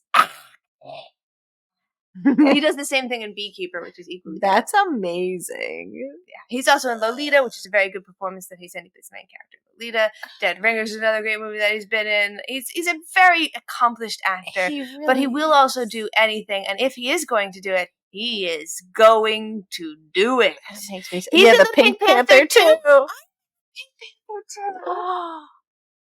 Get out! I'm in the airport scene as one of the photographers. Oh my god! That was my first movie I ever did. That was a bad day. That was a rough day. I'm sorry. That's okay. It's not a good movie. But that's so cool. That's so cool. Yeah. So, accomplished actor in this movie, and David Wayans is also in it. While shooting this movie, simultaneously, David Wayans is shooting Requiem for a Dream. Oh god.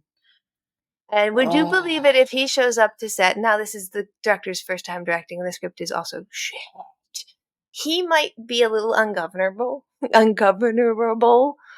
and they can't get him to say the lines. And they wind up having to strike a deal with him, which is they will do 3 takes of everything on the script. One has to be the lines that are written, and the other 2 do whatever the fuck he wants. Oh my god. So when you watch the movie, it's like every 25% of it he's doing the character as written, and the rest you're just like, Oh my god. he turns exactly back into Damon Wayans and starts like hitting on an extra. Oh my god. Amazing. Amazing. They kill the character like mid-movie for what almost is no reason, and the reason is they needed to let him go back to being in that movie. That man's brain was broken, and he needed to have some fun, and I don't hold him accountable because that movie is also very badly written. No. Yeah. Oh my god. So sometimes you're right. Ad-libbing can be too much. A little too much. And I hate improv. Like, do you like improv theater? I like doing improv theater. Mm, That's the thing why? about improv. Well, because it's fun to play with other people who play the same game. Yeah, okay. But watching improv is always hard. It's weird. It feels like I've walked in on somebody who's jerking off and they like it and want me to stay. Just very specific. It feels like it's for them more than it's for me. That's exactly it, because improv is like, it's like reading Shakespeare. It's the wrong way to participate in that meeting. Yeah, should not be doing that. I didn't think in the Emperor's New Groove episode we'd be talking about that, but that's very true. It is very true. True. Yeah, we go deep here. So yeah, I think if I were to say to someone, I want you to watch this movie, and they were like, well, give me just one scene to see if I like it, I would do the diner scene. Yeah. I think that is classic. I think you could even stop and analyze that in a class about animation or a class about Looney Tunes for the influence and the way that it is. The timing on the comedy on that scene is very tight and very specific. Correct. Yeah. But still accessible. Still accessible. And you do still get to get a cross-dressing scene, and I guess because it's a llama, it's like, works really well. Yeah, I guess it's more of like to me it's more of a Pink Panther situation than it is like a degradation of women. Yeah, exactly. It works. Yeah. Still works. Because it's a llama. What's your least favorite scene? I think the scenes where Pacha is trying to get the Cusco to change his mind. Yeah. He's like fighting about whether or not the emperor is a good person. And the sarcasm of like, well, I guess I'll just choose another hill. Yours wasn't good enough. And like, even at that point, he can't say something nice. Like, I don't know, it just didn't. Yeah.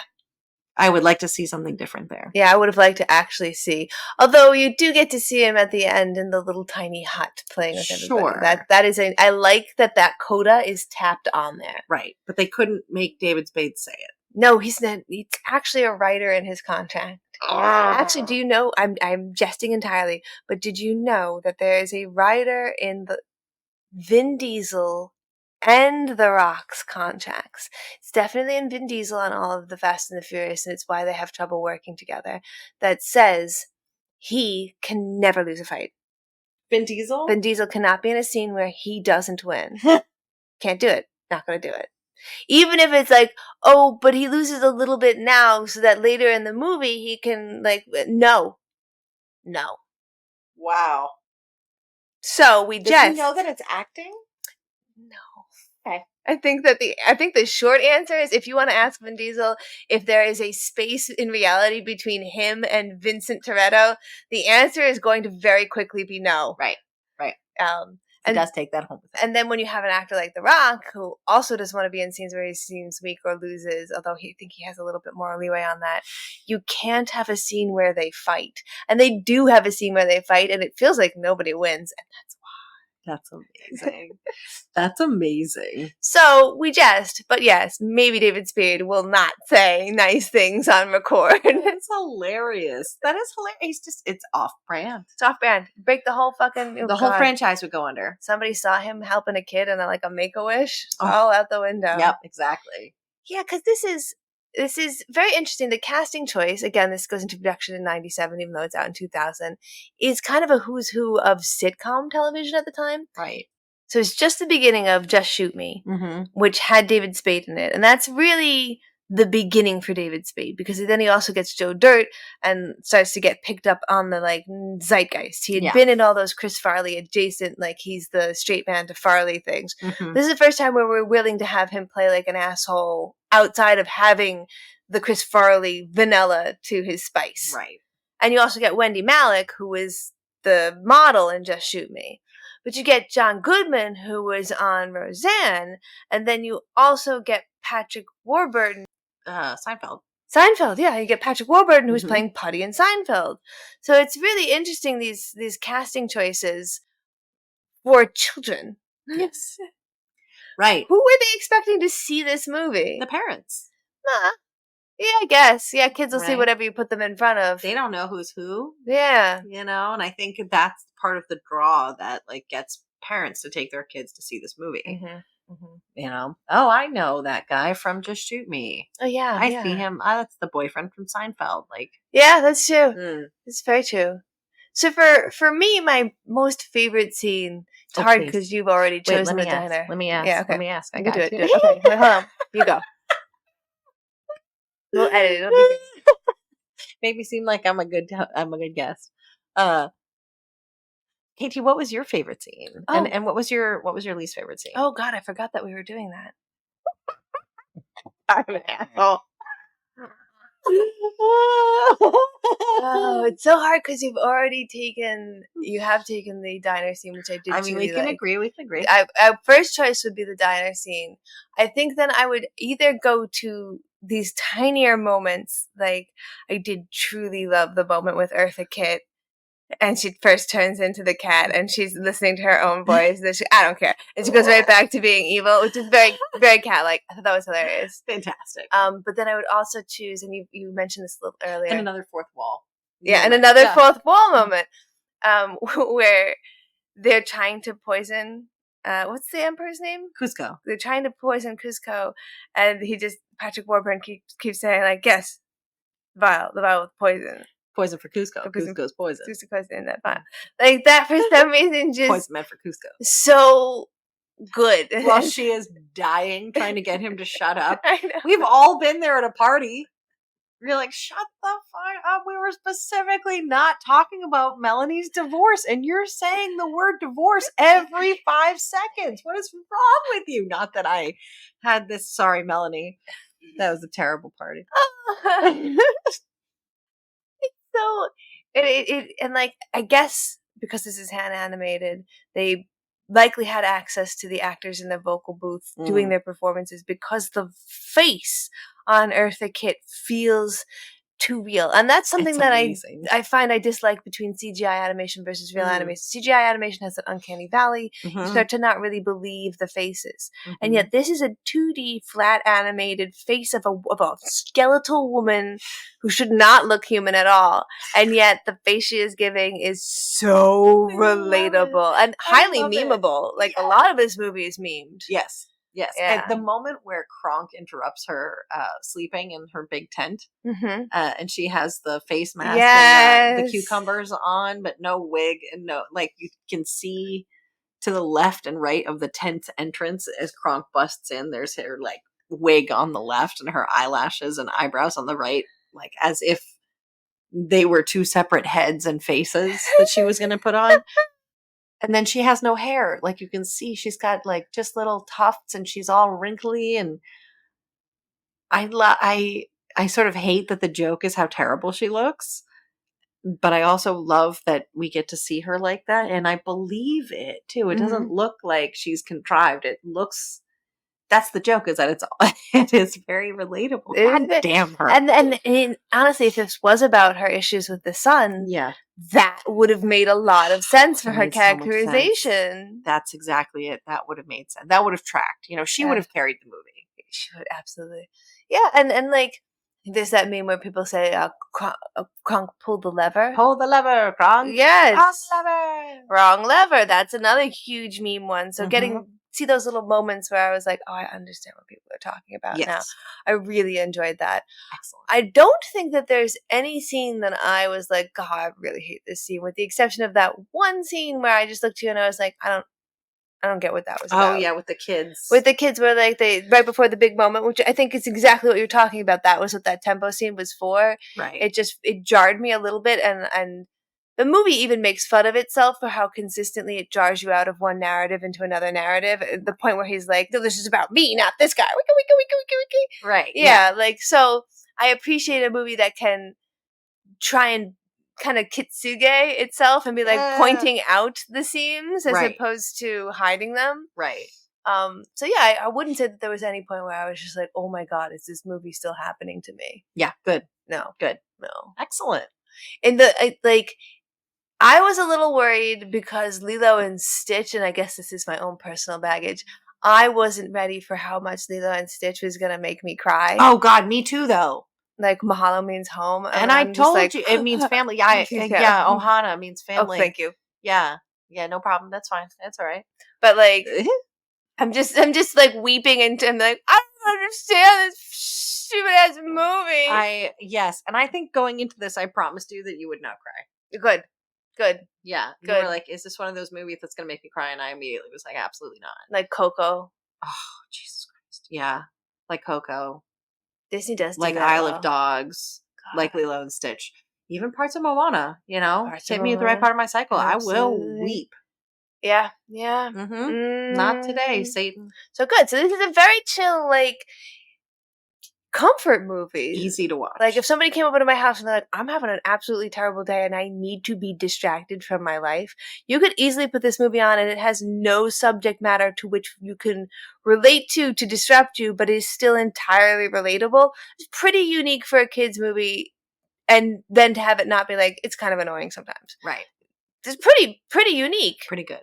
And it's sad that it wound up getting such a terrible advertising campaign, a bad release, and winds up not being really understood in its time, and then cult classic after the fact. I think that's the true mark of a good movie, though, is like longevity. It doesn't have to be good right off the bat. It doesn't have to be. A lot of great art isn't understood in its day.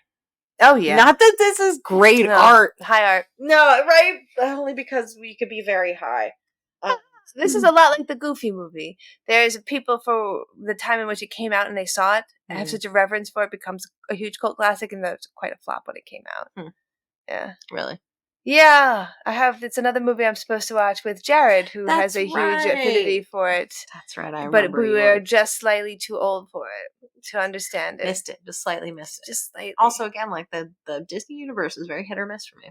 Yeah, and that's hard Disney. Yeah, that's like the proper characters. Oof. It's like a Hello Kitty movie. Ugh.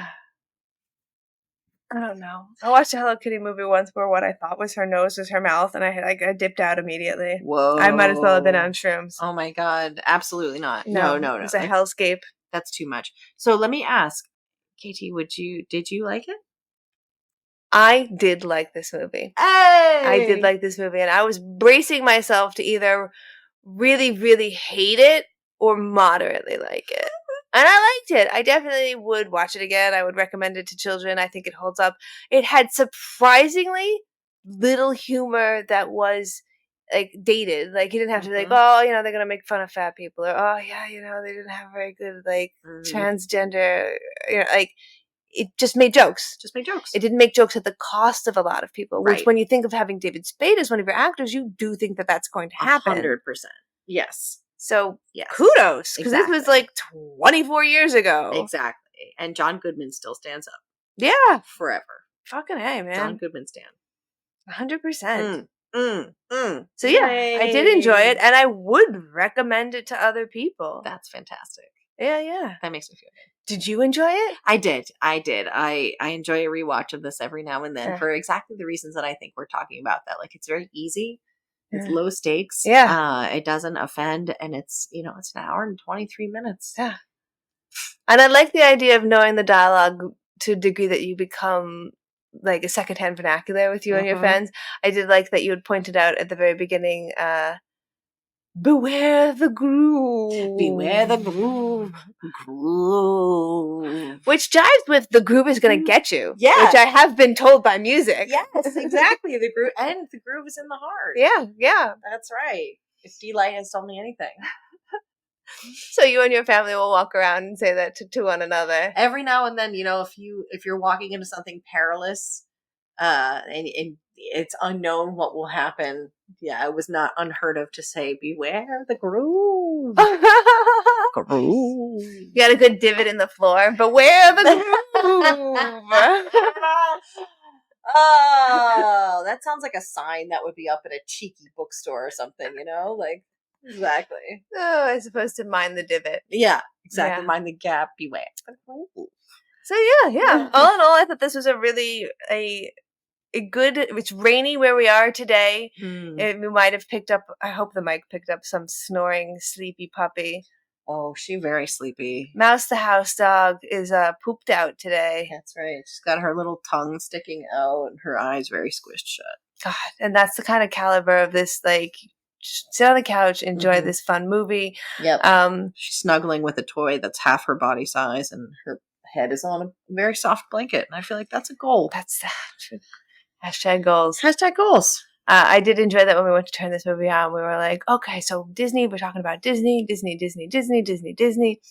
What service do you think it's on? I have no idea where we would stream it. Do you think it would be Disney Plus? I don't know. No, I probably on Hulu. Probably It's not. Hulu. Probably Hulu. Yeah. Let's see. That's going to be it for this episode. We're going to cut out here. I'll probably throw a little bit of extra strange trivia on here that I find out as we go along, and I may text you in the middle of the night to be like, oh my God, did you know? I would love that. But that's going to be it. This has been a really interesting and rewarding part of the series. Again, like I said, we'll be doing another one of these because the next episode will be with Scott, and I haven't even heard of the movie that he wants me to watch. And I will admit, I should have, because he has been asking me to watch this movie for about 17 years. And every time he asks me to watch this movie, I don't remember what the movie is supposed to be about. And I think it is a different movie. And I get offended that he would want to watch this movie. Oh, no. He wants to watch a movie called Ice Pirates. I think of Time Pirates or Time Bandits. Time Bandits, absolutely, 100%. Pirates. Ice Pirates. Comedy, like the obtuse humor comedy. So we'll see how it goes. And that'll be on the next episode. Thank you again for coming on and showing me this movie. Thank you for having me. And remember, beware the groove. Groove. Tell us where the talking llama is, and we'll burn your house to the ground. Don't you mean or? Tell us where the talking llama is, or we'll burn your house to the ground. This is the part of the show where we do the corrections and omissions. The first half was a little bit shorter than normal, so we don't have too many questions, but let's dive right in. We wanted to know, what was the first Disney movie with the plotline, don't fuck up your kids? Technically, the first Disney animated feature-length film to be explicitly about intergenerational trauma was Lin-Manuel Miranda's 2021 Encanto.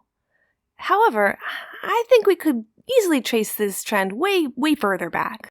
If we start to look at it from a don't put on the next generation the kind of hang-ups of the previous one, Then you can start to see that easily in films like Brave from 2012, Mulan from 1998, The Lion King from 1996, Beauty and the Beast in 1991, and then all the way back to The Little Mermaid in 1989. Making that my pick for the first time Disney starts to approach stories for kids about dealing with the expectations of their family as well as society. What is Sting's real name? I was right. It is Gordon. For those curious, the full name is Gordon Matthew Thomas Sumner. He gained this nickname because he had a habit of wearing a black and yellow striped jumper when he was part of the band called the Phoenix Jasmine. Band leader Gordon, another Gordon, so you're going to have to come up with a nickname. Not everybody can be named Gordon, for Christ's sake. Band leader Gordon Solomon thought, well, he looked like a bee, or according to Sting himself, he thought he looked like a wasp. Hashtag not all bees. Which prompted the name Sting. Now for the questions and omissions of Part 2. Have Wile E. Coyote and Roadrunner ever had to do a back-to-back chimney climb in a movie? Ari asked for a cite here, but unfortunately I can't find reference to any Roadrunner or Looney Tunes scene with a back-to-back chimney climb. I mean, perhaps I'm using the wrong keyword search here, but I just came up empty-handed no matter how much I tried. If anyone out there is listening to this and you do know of a scene similar to what we saw in The Emperor's New Groove, where two characters push off of each other in order to climb up something, email me at whatifidon'tLikeIt@gmail.com with the subject line, Episode 13, Looney Tunes, so that I know to look out for that and not put it in the trash by accident. I mentioned the actor who played the squirrel in this movie, but I forgot to actually say their name. It was Bob Bergen, the American voice actor who is known mostly for being the modern voice of Porky Pig from Looney Tunes. Again, that makes sense with the themes that we were seeing in this movie. He is also known for voicing the frog in the English dub of Spirited Away, and Luke Skywalker in several of the Star Wars video games.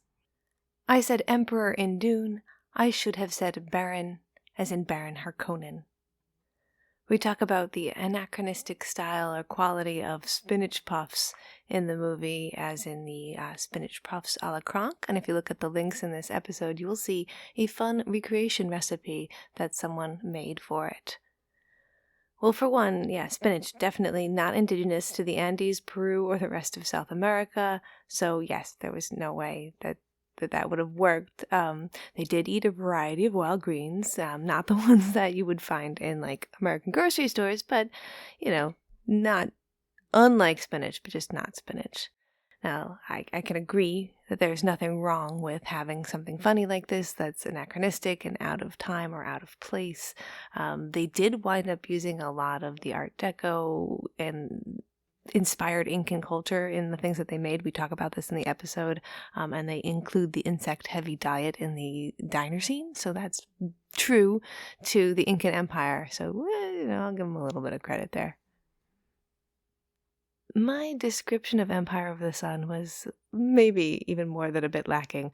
Foremost, I think at one point in time I put him in Thailand. That's not correct. It's Shanghai. I will give you a more full description right now as I read what you get from the Wikipedia page. Jamie Graham, played by the young Christian Bale, is a privileged English boy living in Shanghai when the Japanese invade and force all foreigners into prison camps. Jamie is captured with an American sailor named Bassie, played by John Malkovich, who looks out for him while they are in the camp together. Even though he is separated from his parents and in a hostile environment, Jamie maintains his dignity and youthful spirits, providing a beacon of hope for the others held captive with him. Okay, yeah, I guess not quite as much. I remember a lot of moaning, but yeah, there's like dignity and hope. It's a fine movie. I'm being hyperbolic. Probably the most crucial to part of the conversation in part 2 was we kept trying to talk about the new title for Emperor's New Groove, which is that it was not originally titled Emperor's New Groove, and we couldn't figure out why they would call it that. And I was on the official Disney Wikipedia for it, and they have put something interestingly down. It feels like a backronym or something that we've come up with now to explain what we did then when it is not true. I mean, we know how the movie was made. We know that it was not the original title. So this is what they say. The title of the film is derived from that of a popular Danish fairy tale, The Emperor's New Clothes.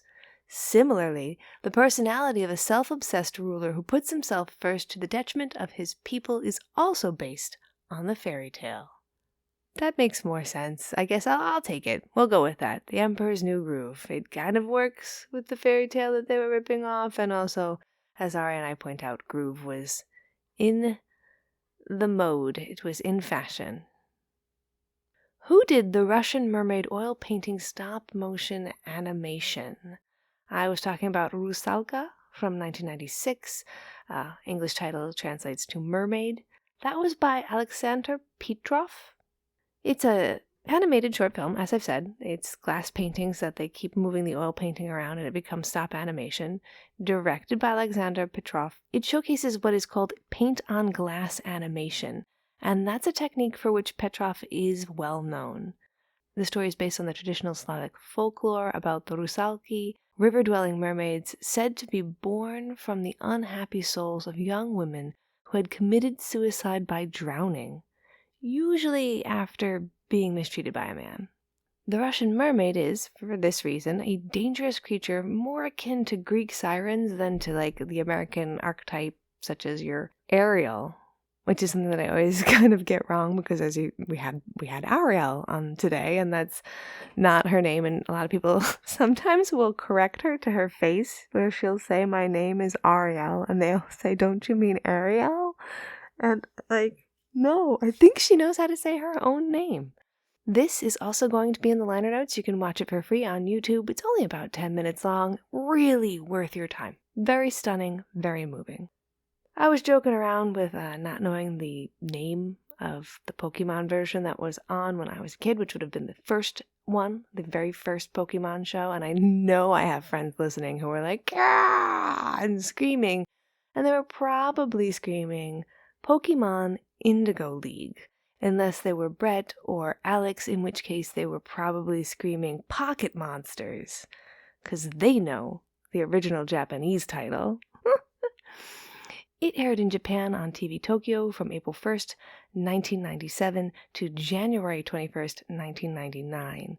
It later aired in the United States in a full first-run syndication from September 8th to November 20th, 1998, and on the Kids WB, or the WB, from February 13th to November 27th, 1999, and that concluded with the airing of a previously unreleased episode, number 18 for those in the know, on June 24th, 2000, and I would have been most familiar with the WB run of it.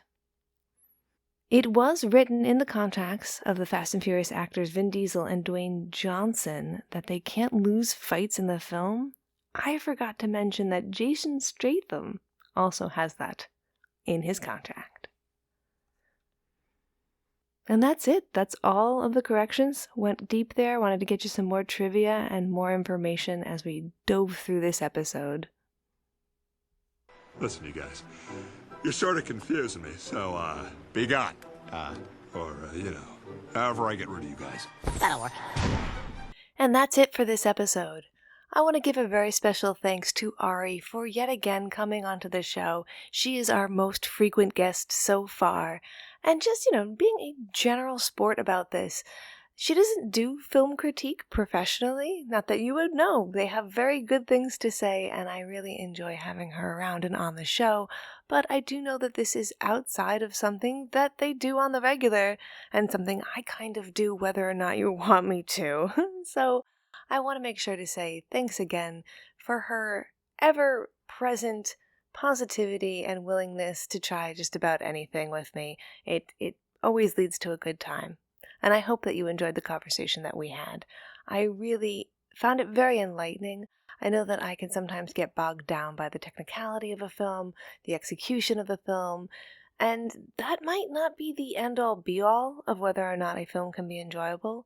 And particularly, I just did a review on I Saw the TV Glow by director and writer Jane Schonbrun, and it's a very deep, interesting, resonant message, but it is not a particularly well-executed film. There are a lot of issues with the cinematography that I find. There's a little bit of faltering with some of the writing and maybe the campiness, but that might also be intended. That might also help to lend to the message, and that might also be an attempt to break the regularity that we find in stuff like this, where it's just, the same message in the same medium might not be the end-all be-all for enjoyability. And of course, The Emperor's New Groove is not to the level of what I'm talking about, but in that vein, it doesn't need to be deep and heady. It doesn't need to be the longest one-take shot in cinematography, the first time this has ever happened with a zoom camera. Like, it's just a movie. But it's a very enjoyable movie. And you can bond over things like that a little bit easier than you can over a film that might be more divisive because it's got such a heady message. I definitely know that I Saw the TV Glow is a very divisive film. Some people did not enjoy it at all. They did not have the message speak to them. They felt it categorically missed them. But some people like me felt like it was really worth being told regardless of how clunky it was at parts. I think the real point that I'm trying to make here is that there is no judge or jury for whether or not a film deserves to be made, and if you're sitting out here listening to me talk and you're thinking about making movies but you're not sure, and you're a little worried about, man, it might not be perfect, take a swing anyway. Do the thing. Make the art. Imperfect art is so much better than art that has never existed, or art that stays in your own head. I know that that's something that I'm experiencing right now with finishing up the film that I have. We have Ghosts at Home for the Just Scare Me collective, which, it isn't a competition. They often talk about in their dialogue and their literature that the Just Scare Me is a gym for people to try out things and get better. And you don't go to the gym able to lift the heaviest thing right away. You gotta build up to that. And there's no way to build up to that without lifting heavy things. So, do it. Make the piece of art that you might be sitting on. It's going to be great. It's going to be worth it. And it's going to be another step towards making even more art. You're not going to pop out a perfect film on your first film. You don't secretly know how to play darts without having ever played it before. Stop being silly like that. That's the silly bit. Not the bit about maybe I shouldn't because I have imposter syndrome. But I'm rambling. I am going to be a little bit less online this coming month for personal issues and personal reasons. I am fine. Don't worry about me. If you're close to me, I'll tell you what's going on. Otherwise, don't take it too personally if you don't see me on TikTok, or if you leave a message, or if you send me a message. It might take me a whole day to respond to it, whereas I'm the kind of person that's within the 1 to 4 hour range to responding to stuff, and I love to engage. I'm just going to have to step back a little bit, which kills me.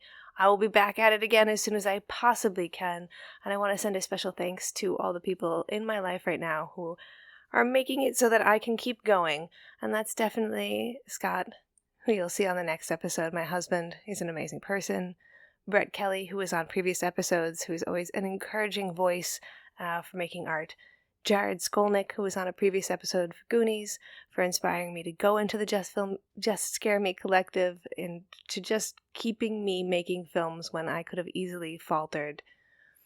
Oh God, there's so many people. Arielle, because she's an endless force of positivity and has already tried to start a meal train for me to make sure that I've got enough food while I'm trying to do what I need to do. Such a wonderful person. My mom, my sister, all the people who might be listening right now who are the pillars that keep me up. Thank you guys. And you, dear listener, getting my Bridgerton on, for making it to the end of the episode. Thank you so much. I really appreciate you. Can we time out for a second? Yeah. My neighbors just put down a very tiny puppy in their front yard. Very tiny. Okay, we'll cut the episode and then we're going to go take a look at that dog. Yeah.